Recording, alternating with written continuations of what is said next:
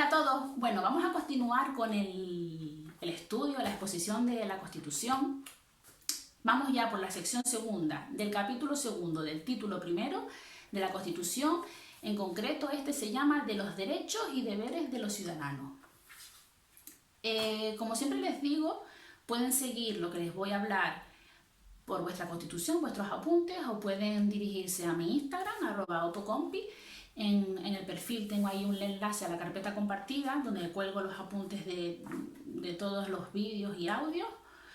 O también, si no tienen Instagram, pues me pueden escribir a mi correo electrónico opocompi@gmail.com y yo les doy acceso. Bueno, como les decía, esta sección segunda de los derechos y deberes de los ciudadanos, todos estos artículos del 30 al 38 se regulan por ley ordinaria. El artículo 30, que es el que habla de las obligaciones militares y la objeción de conciencia, nos dice que los españoles, no los ciudadanos, todos no, los españoles, que esto es pregunta de examen, estas palabritas, tienen el derecho y el deber de defender a España. Dice que la ley fijará las obligaciones militares. Bueno, como bien saben, no es obligatorio el servicio militar. Esto desde el año 2001 quedó suspendido. Nuestros padres o algunos de nuestros hermanos mayores hicieron la mili, como se conocía. Pero hoy por hoy eso está suspendido. No obstante, es por ley por lo que se regula. Esta ley regulará con las debidas garantías la objeción de conciencia, así como las demás causas de exención del servicio militar obligatorio, pudiendo imponer en su caso una prestación social sustitutoria. La objeción de conciencia es aquel derecho que tenemos de no hacer caso o no obedecer un mandato de la autoridad, como puede ser el servicio militar, porque va en contra de nuestras convicciones, de nuestra moral. Hay una película que se llama Hasta el último hombre, que va sobre un objetor de conciencia de la Segunda Guerra Mundial, en el que iba en contra de su religión y de sus creencias, el portar un arma en contra de otro hombre, o mucho menos llegar a matar a otro ser humano. Les invito a verla, si no la han visto, es muy bonita, a mí me gustó muchísimo. Y así pues también pueden ver este concepto, cómo se ha aplicado en la historia.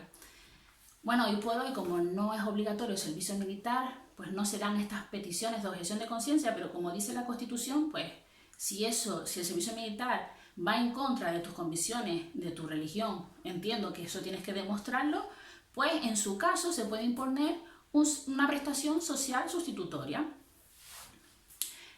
Podrá establecerse un servicio civil para el cumplimiento de fines de interés general, o sea, además de el servicio militar, se puede establecer un servicio civil para el interés general.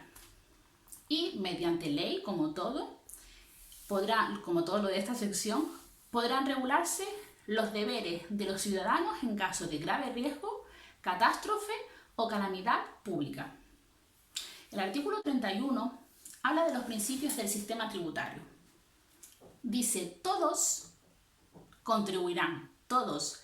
Ahora no habla de los españoles, no habla de los ciudadanos, habla de todos. De hecho, pues en la vida real hay empresas extranjeras que también pagan impuestos en España, o ciudadanos extranjeros. ¿Por qué? Porque pues eso pues, también por ley se regula. Hay ciertos casos, casuísticas en las que si estás haciendo actividades económicas, si estás trabajando en España, recibiendo ingresos de España, tienes que contribuir también al Estado español. Por eso dice este artículo, todos.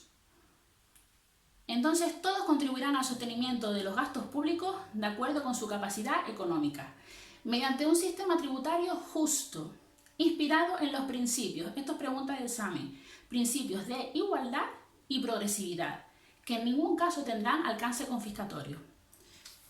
Igualdad y progresividad, es decir, pues a igual ganancia, o si estamos en el mismo tramo, pagaremos lo mismo de impuestos. Progresividad quiere decir que el que más tiene, más paga.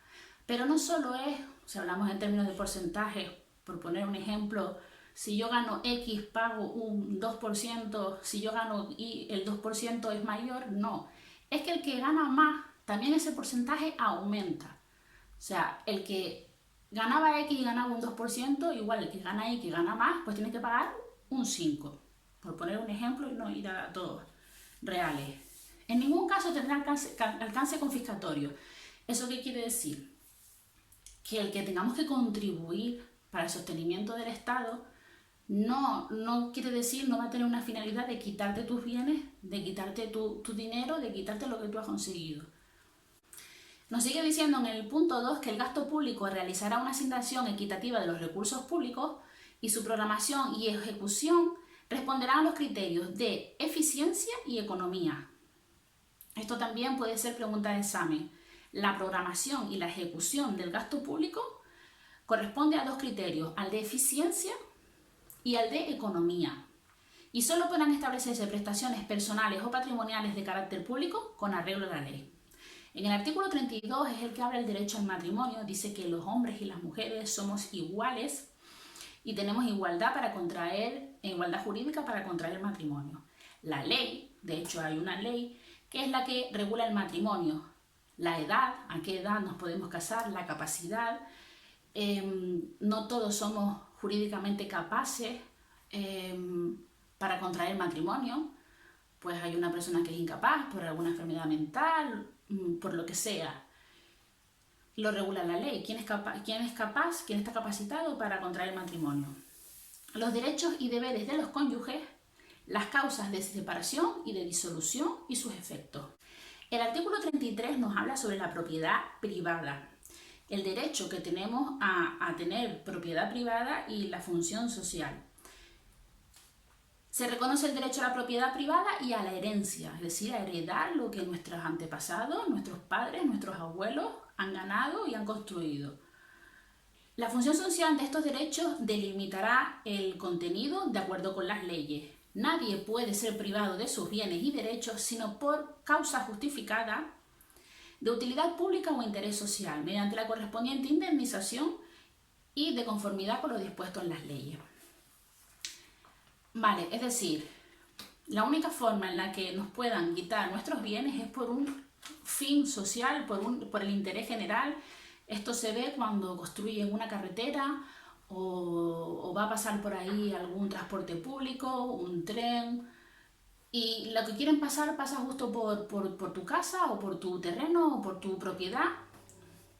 Pues entonces eso te lo quitan, así de claro, te lo quitan. Y lo que tiene que hacer el Estado es indemnizarte de acuerdo con el precio que se considere justo por ese bien que es tuyo.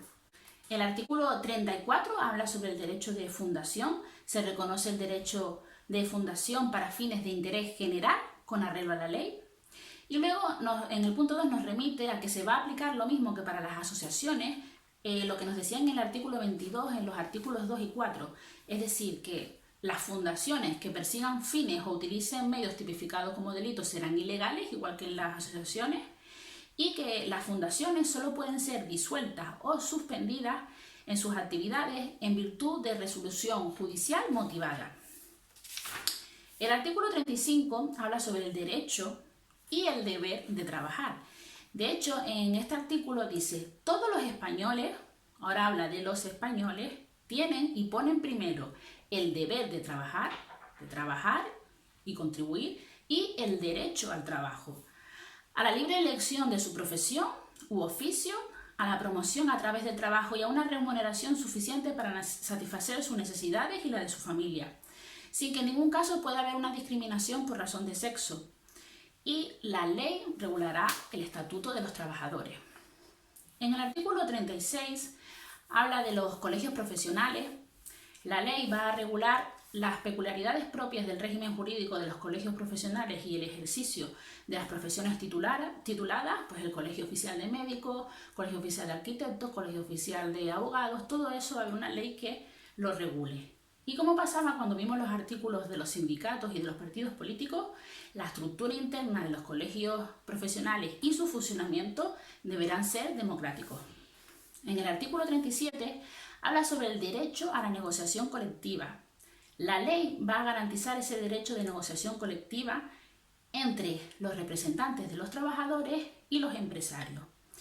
Y también la Constitución le da fuerza jurídica, o sea, ese convenio, ese pacto que se haga entre los trabajadores y las empresas, tiene carácter vinculante. Lo que se diga ahí vincula a ambos. Se reconoce el derecho de los trabajadores y empresarios a adoptar medidas de conflicto colectivo. La ley que regule este derecho, sin perjuicio de las limitaciones que pueda establecer, tiene que incluir garantías precisas para asegurar el funcionamiento de los servicios esenciales de la comunidad. El artículo 38 habla sobre la libertad de empresa, siempre en el marco de la economía de mercado. La economía de mercado es aquella en la que se den las circunstancias normales, óptimas, entre la oferta y la demanda de un mercado. Los poderes públicos garantizan y protegen su ejecución y la defensa de la productividad, y de acuerdo con las exigencias de economía general y en su caso de planificación. Bueno, sin más, estos son los artículos de los derechos y deberes de los ciudadanos. No voy a poner ahora mismo test, les he dejado también en la carpeta compartida un archivo con, creo que eran 200 preguntas tipo test de la Constitución Española. Ya en sucesivas explicaciones, pues me centraré en hacer más tipo test, pero si no se me hacen muy largos los vídeos, los audios, y siento que algunos se me pierde por el camino y prefiero hacerlos más bien cortos. Bueno, espero que les haya servido, que les sea de utilidad y a estudiar mucho. Un saludo.